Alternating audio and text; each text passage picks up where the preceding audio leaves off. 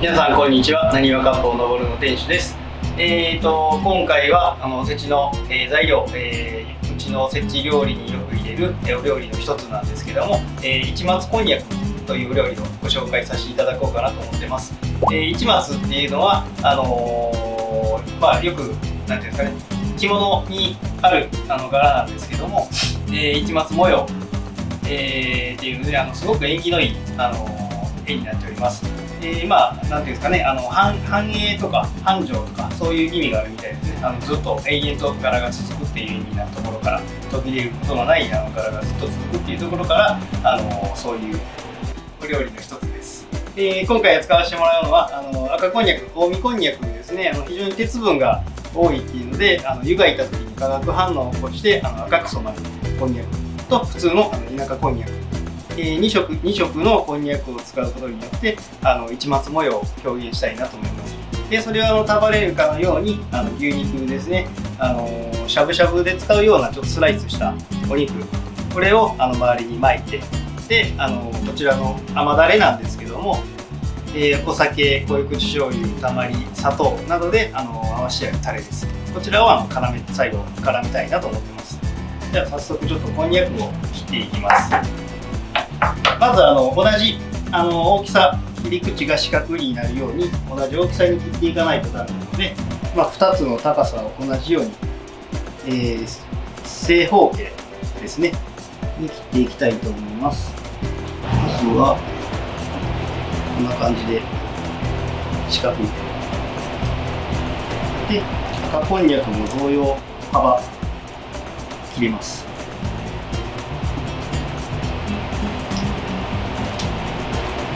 で高さが高いので、少し半分ぐらいですね、切りたいと思います。でこれで2つの2色の異なる高さができました。でこれをまた4つに切ってください。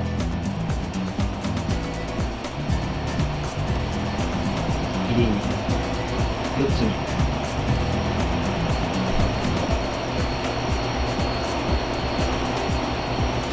これが4本できました。で同じようにこちらの田舎こんにゃくも4つに切ってください。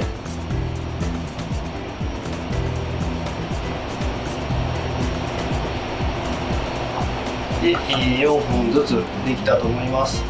でこれ1本に使うのは2本ずつ使います。これこんにゃくそのまま使うとなんていうんですかね、石灰臭いというか臭みが強いので、一度お塩で脱水します。表面しっかりとお塩で脱水しておいてください。これでしばらく、そうですね、15分20分ぐらい、この状態のままで置いておくと、水がじわーっと中から出てきます。でこれを次沸騰したお湯の中に入れていきます。この時しっかりと沸かしてあげてください。湯がく時に使う石灰とかそういった匂いとかも全部これでアクも全部取れますので、これをやるやらないでやるやらないの差は結構大きいです。しっかりと、沸かした後ね、この後にもうこのままおか揚げって言ってもそのまま揚げます。他に揚げるって書いてあるおか揚げ、水に落とさずにこのまま水に落としちゃうとせっかくのこんにゃくお塩して水気を飛ばしたこんにゃくがまた水に落とすことによって水を含んでしまいますので、こういった熱いうちに揚げてあげると水蒸気がバーッと出ますよね。これが中の水分をどんどん取り除いていってくれますので、こういう状態で、揚げてあげてください。先ほどおか揚げしたこんにゃく、こちらを、この発泡だしを沸かしたこの、おだしに薄口醤油、塩だけですね、ちょっと薄めの味付けをしてやるんですけども、この中に入れます。下味をつけるっていうことですよね。このまま牛肉に巻いてやってもいいんですけども、やっぱりこんにゃくですので食べた時に水っぽさを感じてしまいます。でそれを防ぐのにちょっとお出汁で下味をつけることによって、全然味わいが変わってきますのらもちょっとしたポイントですね。これをやるのとやらないのではまた全然仕上がりの味付けが違います。これを炊いた状態でできたら一晩置いてください。このまま引き上げてしまうとせっかくお出汁使って炊いてるのに全然味を含んでない状態、こんにゃくって味が入りにくい食材の一つでもありますし、一晩置いてあげることによってかつおのいい香りもつきますし、調味料の、ね、下味もしっかりとつきますので、この状態でもうほんとさっと沸いたぐらいでいいと思います。火を止めて、この状態で、冷まして冷蔵庫で寝かしてあげてください。一晩、下味付けで寝かしておいたこんにゃくですね。これを、先ほどみたいに、田舎こんにゃく、近江こんにゃく、近江こんにゃく、田舎こんにゃくと交互になるように牛肉のスライスですね。内側を開きます。だいたいこの幅と同じぐらいかなとは思います。置いていただいて、で、巻いてください。しっかりとちょっと引っ張りながらしっかりと締めるように巻いてあげてください。ぐるぐるっと。この後、こちらの先ほどの、タレですね、甘だれに絡めていくんですけども、ただただこれをすぐ絡めるんではなくて、片栗粉周りにまぶします。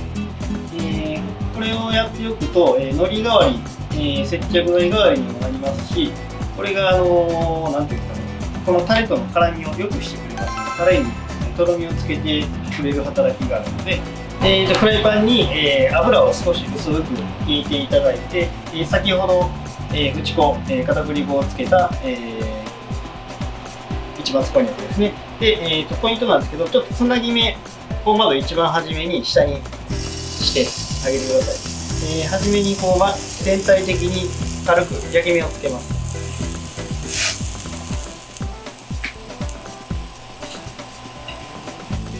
一番初めにつなぎ目を焼くことによってもうこれで肉の形が固まってしまいますので、この後ほどけることはないと思います。で、あとは4面同じように焼いていただきます。4つの面ですね、きれいに焼き目がついたら、一度火を消してください。焦げる防止、そして一度必ず火を止めてください。で、その止めていただいているときに、この余分な油ですね、これをリードペーパーに使って拭いてください。油を拭き取っていただきましたら、火をつける前に甘だれを入れてください。甘だれを入れていただいたら、火をつけていただいて、この時はお強火でいいと思います。さっと、絡めていただくように、タレに絡めていただくように沸かしてあげてください。その時も沸かしてちょっとタレを煮詰めるようなイメージでどんどん沸かしていってあげると、お肉について先ほど打ち粉した片栗粉がどんどんこのタレを甘だれをとろみをつけてくれると思います。そうするとだんだんお肉の周りにコーティングされてちょっとツヤっぽくなってきます。これぐらいちょっと周りにコーティングが進められたら、このままフライパンの上に置かずにまな板の上とかバットの上に必ず落としてください。フライパンの中に入れておくと、余熱でどんどんまた甘だれが煮詰まって焦げていきますので、それも、また美味しくならない要因ではありますので、必ずバットかまな板に乗せていただいて、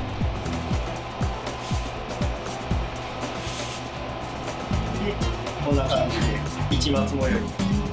なっていく。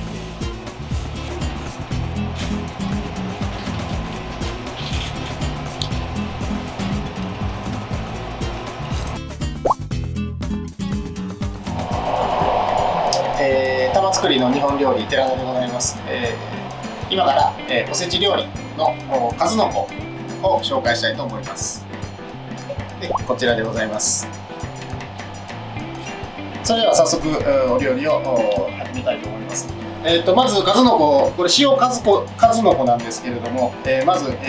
中の塩分を抜いていきたいと思います。うちのお店では、およそ 2% のお塩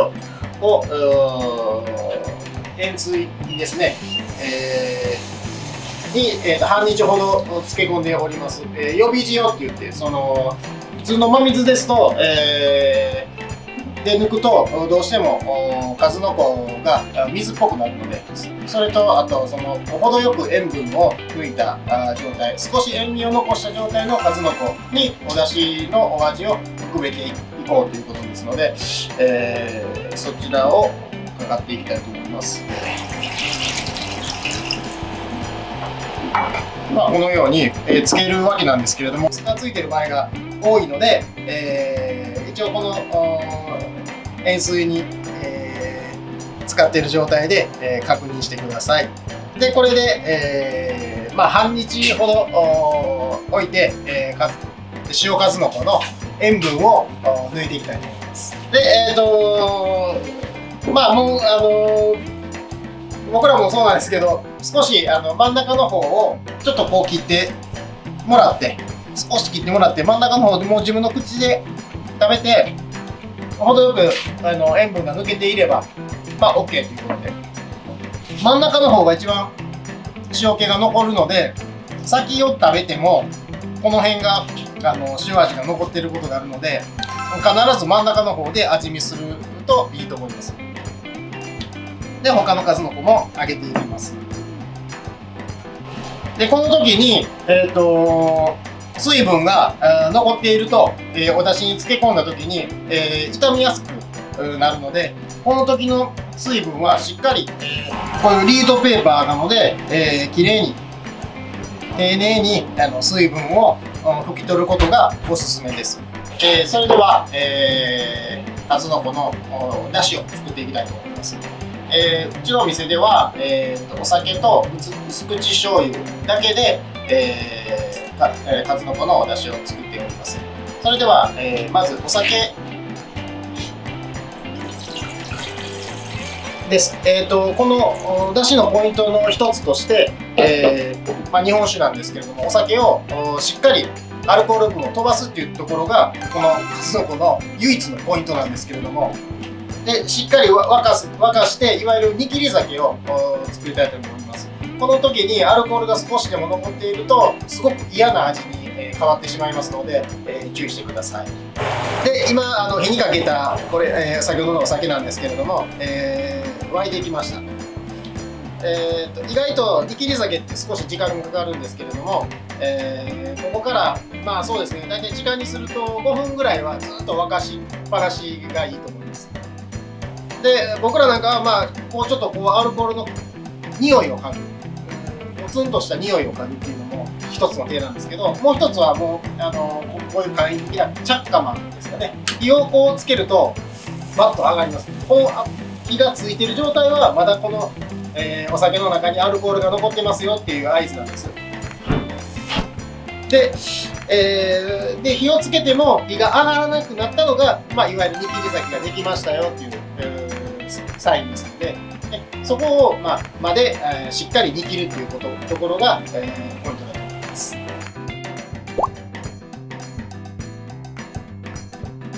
ずっと火をつけておくと早くアルコールは飛ぶんですけど、どうしても周りが焦げてしまうので、その焦げの匂いがお酒に移ってしまうので、必ずその火をつけっぱなしじゃなくて、火がついたら消して、でもう一回こう沸かして、で火をつけずにアルコールを飛ばすっていうのがやっぱり美味しくできるポイントだと思いますね。こういうふうにちょっとこう火を近づけてパッと火が消える。それと先ほどこの辺やったらもうバーッと火が上がったんですけど、全く上がらない。これが今アルコール分が全て飛びましたよっていう合図と、こうやって匂いを嗅いでいただいてもそのツーンとするそのアルコール臭がないので、それでは、これをまず、冷やしていきたいと思います。お酒、煮切り酒の冷ました状態です。これと、今日は薄口醤油、濃い口醤油でもいいんですけれども、せっかくおせち料理、彩りっていうこともあって数の子の黄色い色を際立たせたいので、あえて薄口醤油で、濃い口醤油でも美味しいと思います。こちらはお好みで使ってください。今日は、大体、お酒が10、薄口醤油が1、10対1で、合わせていきたいと思います。と、薄口醤油が。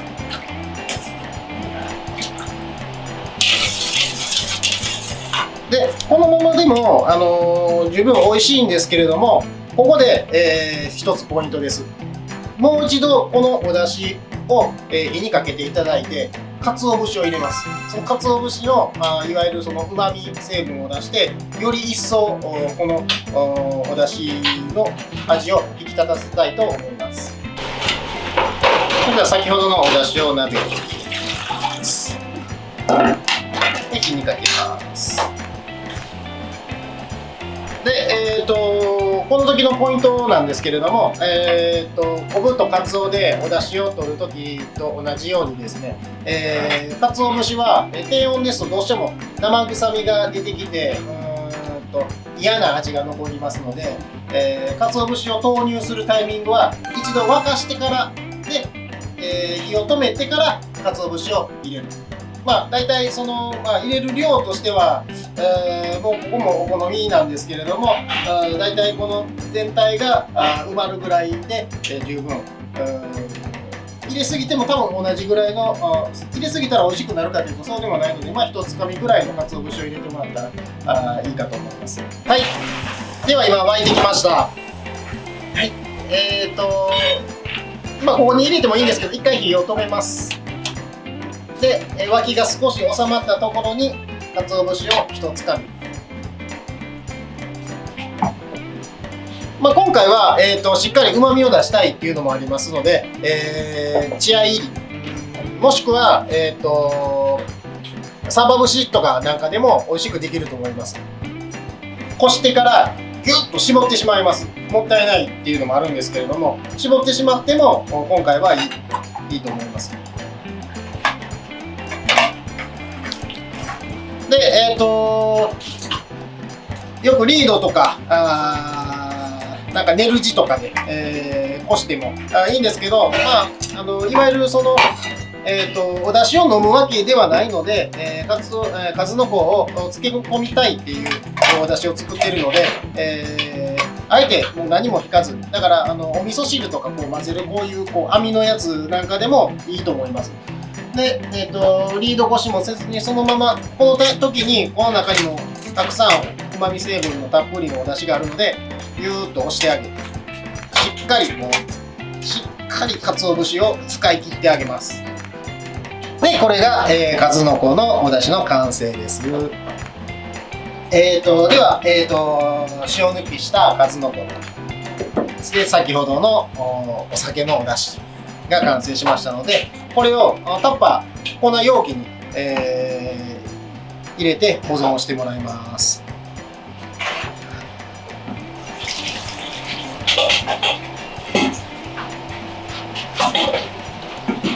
はい、このようにですね、半日、丸1日漬け込んでいただいたら方が味も旬で美味しくなると思います。保管としてはこの状態で、冷蔵庫に、入れておく。そうすると1日経ったら美味しく数の子が漬け上がると思いますので、ぜひお試しください。